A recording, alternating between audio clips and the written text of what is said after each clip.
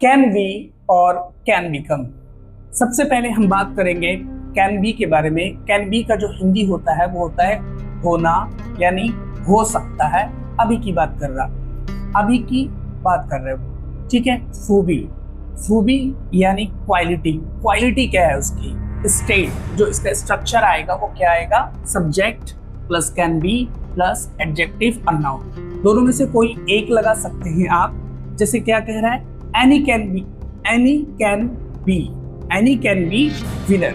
India या जैसे हम बात करें इंडिया और पाकिस्तान की, तो हमें ऐसा फील हो रहा है कि भाई इंडिया जीत सकता है क्योंकि वो उस स्थिति पे पहुंच चुका है, ठीक है। फिर दूसरा सेंटेंस की बात करें तो क्या कह रहा है? It can be risky to go there. जैसे एक दोस्त है मेरा, मैं उसको मना कर रहा हूँ कि भाई वहां मत जा, ऐसा आपके साथ हो सकता है अगर तुम वहां गए। अभी बात बिगड़ा नहीं है, लेकिन अगर तुम गए तो ऐसा हो सकता है। तो क्या कह रहा है? It can be risky to go there.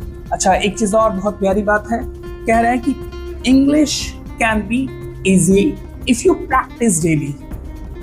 अगर आप प्रैक्टिस करते हैं तो इंग्लिश इजी हो सकता है। वैसे भी इंग्लिश बहुत आसान है और इजी है अगर आप प्रैक्टिस करते हैं। इंग्लिश का सिर्फ ये मेन मकसद है, अगर इंग्लिश आपको बोलना सीखना है तो इसका कोई रूल नहीं है, सिर्फ एक रूल है कि आप इंग्लिश बोले। तो क्या कह रहा है कि अगर आप इंग्लिश बोलते हैं और प्रैक्टिस करते हैं तो क्या हो सकता है? English can be easy if you practice daily. तो हम बात करते हैं कैन बिकम की। तो कैन बिकम में क्या कह रहा है? बदल सकता है, बन सकता है, अभी नहीं है, फ्यूचर में, ठीक है। तो इसका जो स्ट्रक्चर होगा वो क्या होगा? Can subject plus can become plus adjective या फिर कोई नाउन ले ले। तो हम सेंटेंस के साथ आते हैं। सेंटेंस में क्या कह रहा है? You can become fluent speaker with daily practice. आप एक फ्लुएंट स्पीकर बन सकते हैं अगर आप डेली करते हैं तो, अगर नहीं करेंगे तो नहीं बन सकते हैं। इसमें क्या कह रहा है? English can be easy language if you practice. ये अभी की बात कर रहा है कि अगर तुम प्रैक्टिस करो तो ऐसा हो सकता है। कंफर्म नहीं है लेकिन हो सकता है, अभी की बात कर रहा है वो, ठीक है।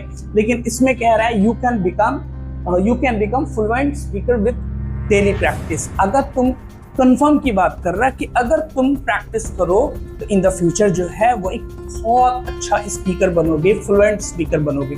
वैसे भी फ्लुएंट स्पीकर्स की ही मांग होती है, जो सिंपल सा इंग्लिश बोलते हैं उसकी मांग नहीं होती। लेकिन मैंने ये नहीं कहा, स्टार्ट सिंपल से ही होता है, सिंपल स्पीकिंग से होता है, उसके बाद ही कोई फ्लुएंट स्पीकर बनता है। चलिए दूसरा सेंटेंस लेते हैं हम। क्या कह रहा है?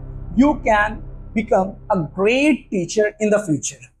आप एक अच्छा टीचर बन सकते हैं इन द फ्यूचर अगर आप मेहनत करें, अगर मोहब्बत के साथ पढ़ाएं तो। फिर लास्ट सेंटेंस लेते हैं गाइस। क्या कह रहा है? Anyone can become a leader with the right mindset.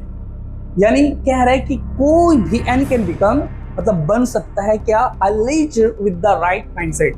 अगर उसका माइंडसेट है कि मुझे ये करना है, उसने ठान लिया है, तो वो एक अच्छा लीडर बन सकता है। तो आपने देखा कि कैन बी और कैन बिकम में क्या अंतर है।